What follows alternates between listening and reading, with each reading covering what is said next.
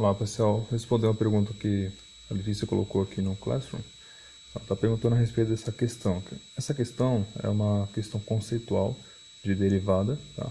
Ela fala sobre taxa de variação, certo? Aqui é a variação no y, aqui é a taxa de variação, porque é o y sobre x, tá? A variação de um e outro. E aqui é o limite, tá? Vamos entender essas coisas. Vamos lá. Primeiro sobre a taxa de variação.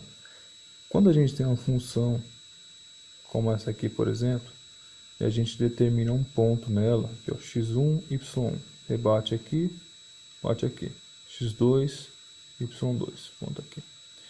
Se a gente quiser saber qual a variação de x1 a x2, vai ser o Δx. É x1, x2 menos x1. Y a mesma coisa, y2 menos y1. Então a gente tem ΔX aqui e ΔY aqui, certo? Essa é a minha variação x, essa aqui é a minha variação y. Se eu quiser saber a taxa de variação, ou seja, quanto um está variando em relação ao outro quando eu modifico um, ou seja, o que vai modificar, quanto que vai variar o y quando eu variar o x, um determinado valor, eu faço a taxa de variação, que é ΔY sobre ΔX. Tá?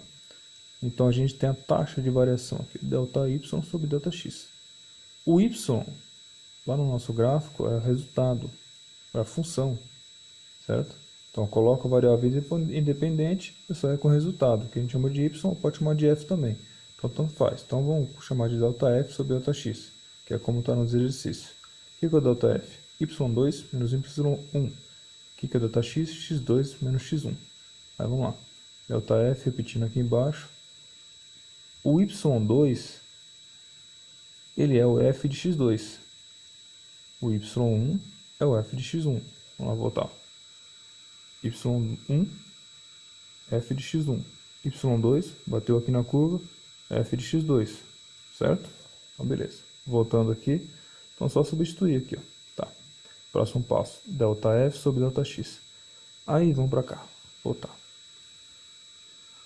O x1 aqui eu posso chamar de x, só para me adequar aos padrões dos livros e da aula. O x2, se a gente for observar bem, caminhando aqui do zero para cá, é o x mais o ΔX. Então, voltando, é o x mais o ΔX. Aí, esse aqui vai ser o x2, que é esse espaço daqui até aqui. Então, aqui, ó, x mais ΔX. Então, posso substituir lá tudo que é x2 por x mais ΔX. X mais ΔX. Então, fica f de x mais ΔX menos f de x.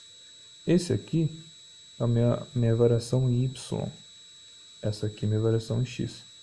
E isso também é a taxa de variação. Ou seja, eu posso representar esse ΔY sobre ΔX como isso aqui, ó.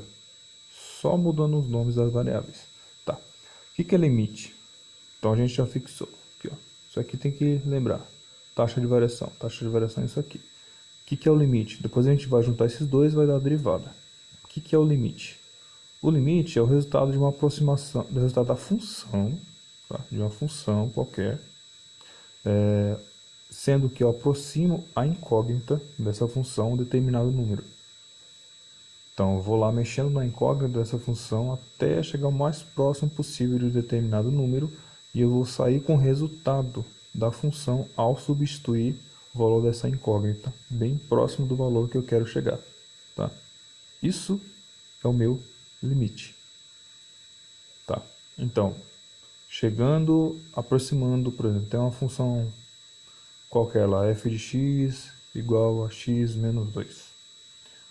E eu quero saber qual que é o limite quando eu chego, quando o x tende a zero.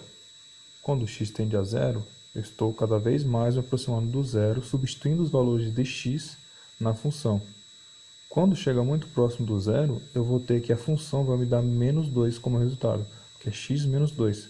Então vai sobrar algo próximo de zero lá. Então eu falo que o limite é menos 2 dessa função, tá bom? Basicamente isso, respeito de limite. Depois eu explico mais um detalhe disso. Derivada.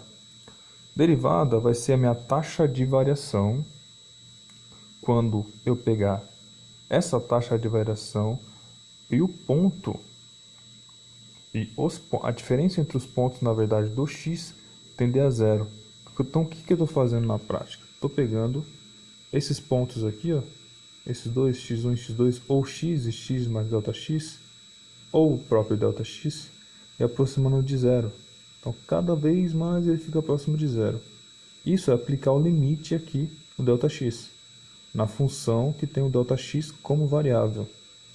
Então, o que é o ΔX? É a variável dessa função do limite, e o zero tem que ser o resultado da função. Perdão. E o resultado da função vai ser o limite. E o zero é o limite do qual o x tem que chegar. Então, o ΔX tem que chegar. Então, ΔX tem que tender a zero. Eu vou ter o resultado da função depois. Perdão, me confundi. Então, ΔX tem que tender a zero. Ele tem que se aproximar de zero. Tá cada vez mais diminuindo esse intervalo aqui para poder ter o resultado da minha função. Beleza? E a função, o limite vai ser, dependendo da função, você vai ter um limite específico. Mas o ΔX tem que tender a zero.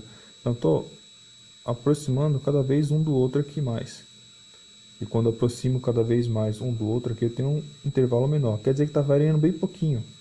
Daqui para cá, depois eu diminuo mais, até chegar próximo de zero. Então, tem uma variação próxima de zero. Aqui no x, eu vou ter uma variação que pode ser qualquer aqui, mas a intenção é ter uma variação próxima de zero. Então, eu estou variando bem pouquinho para ver qual que é o comportamento da função. Essa variação da taxa, isso mesmo, é a variação, essa variação do ΔX para a taxa de variação próxima a zero é o que nos dá a derivada. Então, o que é a derivada? É o limite da taxa de variação, é o limite, a derivada é um limite. Eu aplico o limite na taxa de variação quando o ΔX tende a zero. Então, faço ΔX da taxa de variação tender a zero, que é aplicar o limite, e eu tenho a derivada. Então, assim, resumindo, é igual pegar aquele conceito que a gente já sabe. Eu não sou muito de gravar essas formas, ioiô, michôchô, né, que chamava, um negócio assim. Mas para a gente poder fazer o cálculo do coeficiente angular no ensino médio. É o y2 menos, ou y1 menos y0, x1 menos x0. Dividir esse por esse, eu tenho o coeficiente angular, que posso chamar de alfa ou de m. O alfa, na verdade, é o ângulo, né? O coeficiente angular não necessariamente é o ângulo. Não é o ângulo, na verdade. É o número que a gente obtém com a divisão desse por esse. É a tangente, né? Então, y1 menos y0 é o ΔY. x1 menos x0 é o ΔX.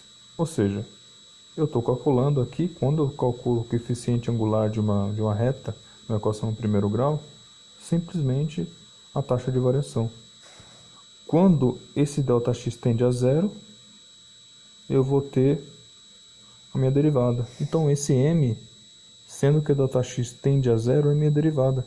Então, simplesmente, eu estou pegando exatamente o conceito de cálculo de coeficiente angular de uma reta do ensino médio